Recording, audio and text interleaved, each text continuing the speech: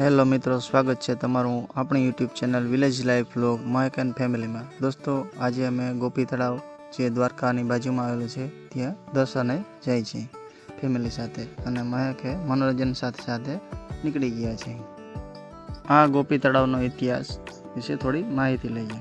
આજે આપણે જઈ રહ્યા છીએ ગુજરાત નજીકના આવેલા એક પવિત્ર સ્થળે, જ્યાં દરેક કણમાં શ્રી કૃષ્ણ ભગવાનની યાદ અને ગોપીઓની ભક્તિ વસે છે। આ સ્થાન છે ગોપી તળાવ। મિત્રો, દ્વારકાથી લગભગ 20 કિલોમીટર દૂર આવેલું ગોપી તળાવ ભક્તો માટે અત્યંત આસ્થાનું કેન્દ્ર છે। માન્યતા છે કે જ્યારે શ્રી કૃષ્ણ વૃંદાવન છોડીને દ્વારકા આવ્યા ત્યારે ગોપીઓ તેમના વિરહમાં અહીં સુધી આવી પહોંચી હતી। કહેવાય છે કે શરદ પૂર્ણિમાની પવિત્ર રાત્રે અહીં શ્રી કૃષ્ણ અને ગોપીઓએ દિવ્ય રાસ રમ્યો હતો।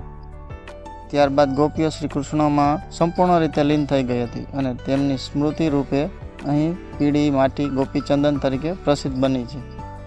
આજે પણ હજારો ભક્તો આ પવિત્ર માટીના આશીર્વાદ રૂપે પોતાના ઘરે લઈ જાય છે। આ છે ગોપીનાથજી મંદિર, તેમના દર્શન કરો અને ધન્યતા અનુભવો। મિત્રો, ગોપી તળાવનું વાતાવરણ ખૂબ જ શાંત અને આધ્યાત્મિક છે। અહીં પહોંચતા જ મનમાં એક અલગ જ શાંતિનો અનુભવ થાય છે। મંદિરના દર્શન, તળાવની પાળ અને ભક્તિમય વાતાવરણ યાત્રાળુઓને આધ્યાત્મિક આનંદ આપે છે। હે કાન ચડ્યા કદમની ડાળ, હેઠા ઉતરો ને। જો તમે દ્વારકાધીશના દર્શન દ્વારકા કરવા જાઓ છો તો ગોપી તળાવની મુલાકાત જરૂર લેજો। આ સ્થળ માત્ર એક તળાવ જ નથી, પરંતુ શ્રી કૃષ્ણ અને ગોપીઓના અમર પ્રેમ અને નિસ્વાર્થ ભક્તિનું જીવંત પ્રતીક છે। અમે દર્શન કરી નીકળી ગયા છીએ ગોપી તળાવ બાજુ। અહીંયા છે ગાયો માટે ઘાસચારો। જો તમે સેવા દાન પુણ્ય કરવા ઈચ્છો તો અહીંયા તે પણ સુવિધા ઉપલબ્ધ છે। આ છે દર્શક મિત્રો ગોપી તળાવ।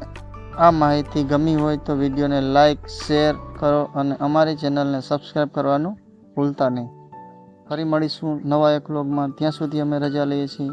જય માતાજી, જય દ્વારકાધીશ।